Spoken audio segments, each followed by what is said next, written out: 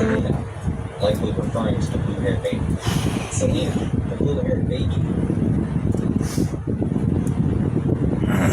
Vera smiles warmly while feeding Selena, who joyfully cries, "Boo!"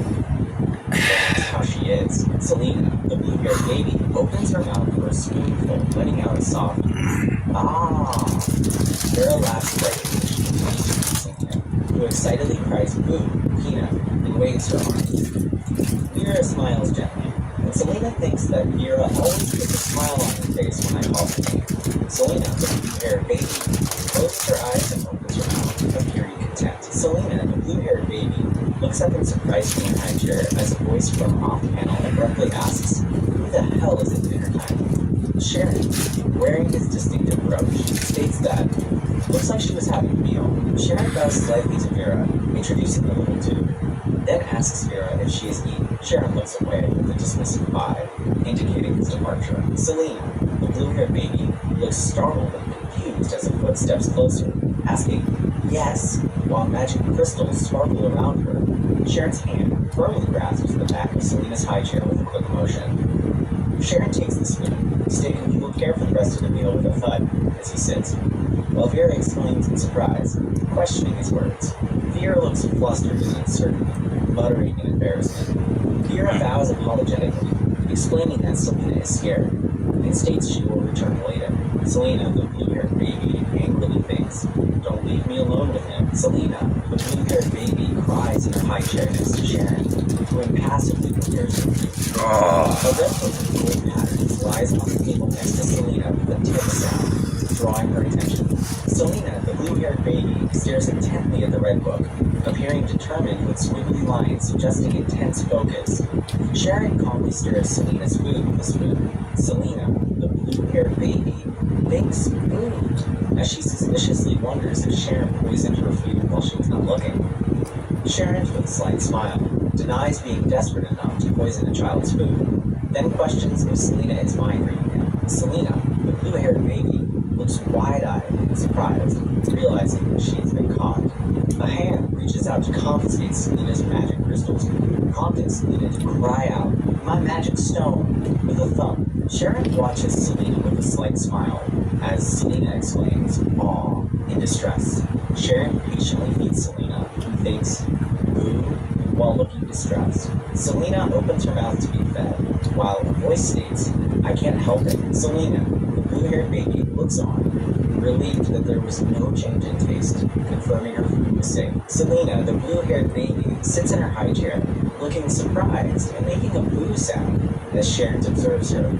Sharon looks thoughtful, holding the spoon to his lips, losing that, unlike Darian, I think you're quite smart. Selena, the blue-haired baby, looks horrified, gasping as she thinks, "I didn't even think that it was enough to use black magic." A voice asks against a dark background, "Have you ever heard of black magic?" Leaving Selena startled by the question. Selena, the blue-haired baby, looks utterly shocked and wide-eyed in her high chair, reacting with intense surprise. God, that is good. Shantanu closes his eyes, a calm expression upon his face amidst morning flowers. Sharon holds a spoon near his chest as Selena internally rages, questioning why he is laughing. Selena sits startled in her high chair, screaming internally with question marks surrounding her. Sharon, holding a spoon, asks Selena to what extent she is trying to understand him, while Selena internally calls him all this human. Sharon feeds Selena with a spoon as she passively accepts the food. Sharon looks down solemnly, thinking that such actions can trouble people even in death.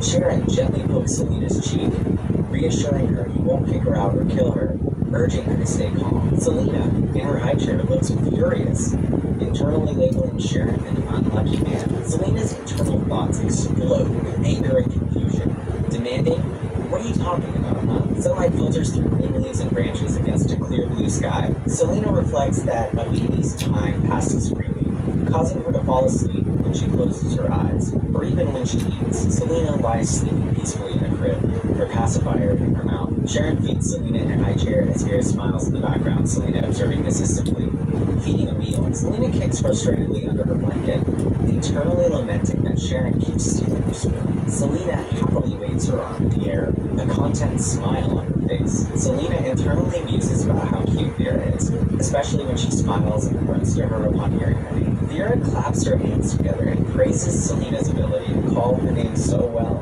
leaving her to be a genius. Selena smiles, internally admitting she enjoys Vera's exaggerated compliments. Selena reflects that even if she cringes at her shrinking form in this house, Vera's compliments make her feel as if everything is normal. Vera smiles, holding a spoon and pudding, gently asking Selena to come out just once. Selena's internal thought bursts with frustration, questioning how she can live like an idiot who cannot even eat a single meal. Selena cries in her blanket, clutching her pacifier, feeling upset. Vera asks if Selena wants to eat alone, prompting Selena to playfully respond with, "Boo." Selena giggles, internally admitting that a little bit of food might drop. Selena happily takes a spoonful of food, making a nom sound. Selena, under a blanket, cheerfully acknowledges she spilled all the food because there was nothing on the spoon. Vera approaches a crib of pudding, while Selena, off panel, cries, "ABO!" and internally feels she is going to die of embarrassment. Selena internally despairs, stating she doesn't want to be stupid and believes nothing is worse than being stupid and weak. Selena continues her internal monologue, thinking that without skills, it's natural she would be disposed of. Selena concludes her thoughts, stating that lack of skills is the category she hates the most. Selena's as Vera asks if she was man, these ribs are good. Caramel syrup. Vera offers pudding to Selena in her crib, who internally thinks it must be delicious. Vera smiles brightly, holding a spoonful of pudding, ready to feed Selena. Vera's hand holds the pudding, as Selena off-panel exclaims, "Ah!" Selena looks wide-eyed and worried, internally chiding herself for shaking like a pig in front of pudding. Selena, with closed eyes and hands to her cheeks, internally feels her heart and demeanor softening from the pudding's sweetness. Selena internally confesses that the pudding is truly delicious. Vera smiles, explaining that Sharon asked her to bring Selena after her meal, prompting Selena to groan, "Ugh!" internally. Vera carries Selena through the grand hallway, observing that Selena is growing daily, while Selena internally resents being carried away. Selena looks determined and frustrated, clenching her small fist. Selena, in Vera's arms, internally thinks Vera should not have a baby yet, recalling the taste of her previous baby food. Vera holds Selena in a grand hallway, Selena internally questioning why they are not going to the office. Vera holds Selena with a concerned expression, as Selena attempts to point. In a grand meeting room, Deshar tells Selena to come here, while Selena internally wonders why there are so many people and why the atmosphere is so bloody. Selena internally observes the bloody eyes of Sharon and notes Deshar is also giving off a cold aura. Selena internally remarks that the atmosphere of the two serious-looking men in front of them is also bloody. Deshar takes Selena from Vera, dismissively telling Vera to leave, which startles Selena. Vera smiles at Selena, promising to wait for her, while Selena internally protests with a resounding no. Selena, distressed and partially off-panel, cries out loudly. Deshar holds a sad-looking Selena, who internally laments her sadness over not being with Vera. Sharon holds Selena in his arms, observing her with a serious expression. Selena looks surprised by a blue magic crystal held out by a hand, thinking it is pretty cool. Selena holds the magic crystal, looking determined and focused with sparkling wide eyes. The red-haired woman smiles, confidently stating that her father recently bought the Imperial Mine, so it must be true. Selena, with a surprised expression, wonders why the person she likes is in this place. The gray-haired man explains he had business about the mine and made a bet with the Emperor. The red-haired woman declares that the gray-haired man is still not being honest. The red-haired woman extends her hand towards Selena, who sits on Sharon's lap. The red-haired woman smiles, observing Selena and noting her silver eyes. Selena looks wide-eyed and flustered, holding the magic crystal. The gray-haired man, holding a worried Selena, talks about tearing apart a statue when there's no information about her family. The black-haired man thinks he knows the one who wields the sword. The black-haired man reflects on a muscular body with an ascetic face, but concludes there's no blood relation due to the lack of silver eyes. The gray-haired man asks what is happening. Noting that the child of Bali is present, the red-haired woman smiles, introducing herself as Selena's aunt, and remarking that Selena doesn't resemble Bali as much as she thought.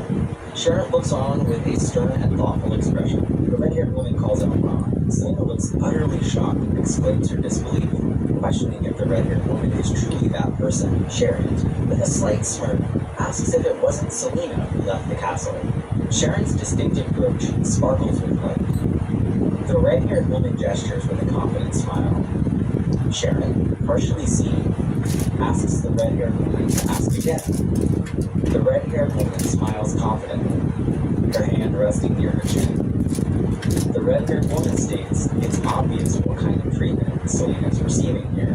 Sharon holds Selena in a grand meeting room with the gray-haired man, the red-haired woman, and the black-haired man, all seated around the table. Sharon asks the group who wants Selena. The red-haired woman smiles broadly, thinking about the sassy voices and actions. Selena looks wide-eyed and distressed, clutching her hands together. Sharon looks with an intense and determined gaze.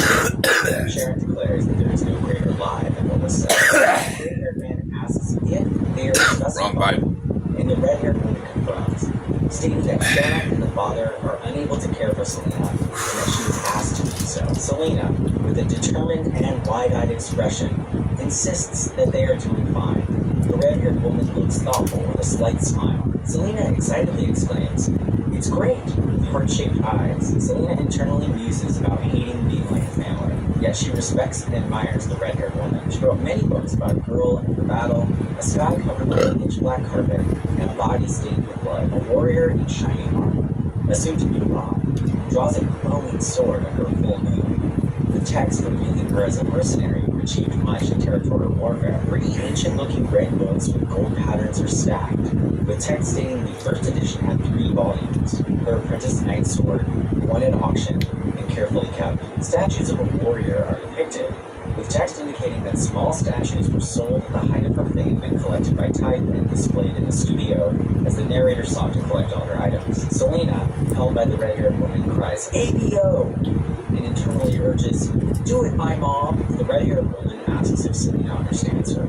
The red-haired woman holds a smiling Selena and internally celebrates being in Ron's arms. Selena smiles happily, internally exclaiming how good it is to have come into this body and met the red-haired woman. The red-haired woman gently asks Selena if she would rather go with her than stay here. Selena, with wide and excited eyes and raised fist, enthusiastically declares she will follow the red-haired woman to the end of the world. The red-haired woman smiles, expressing relief that Selena doesn't have a big face. Sharon, with folded arms, sternly tells the red-haired woman she cannot do that and should give up. The red-haired woman looks at Sharon, stating she didn't come to ask for his permission. Sharon maintains a serious and unbelieving expression. Selena, in the red-haired woman's arms, and Sharon sit opposite each other in the grand room. An intense silence passes between them. Bashar, covering his eyes, thinks that 2 children are nothing in front of a great father, and that Balin's child is well raised by them.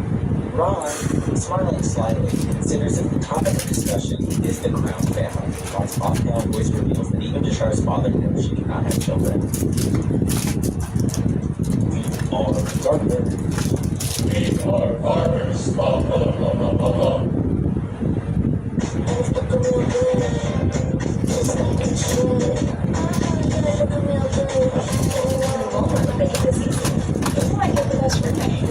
Create your perfect work vibes with Walmart. I just don't think I'd ever say, that's refreshing.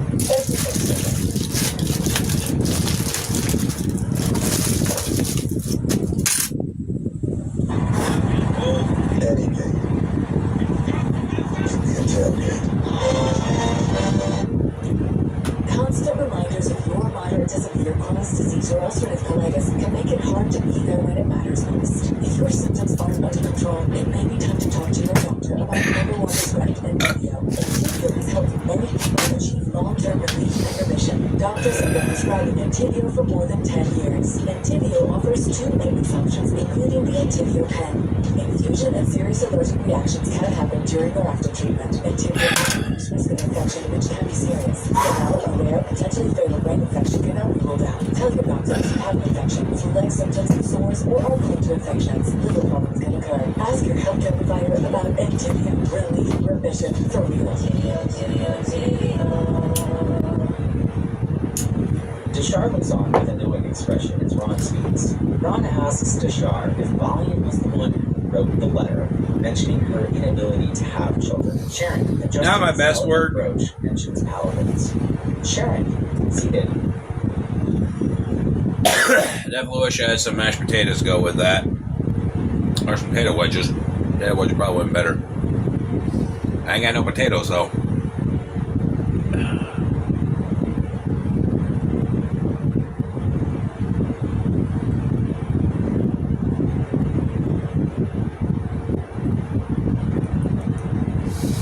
We still have 3 large hams in the freezer.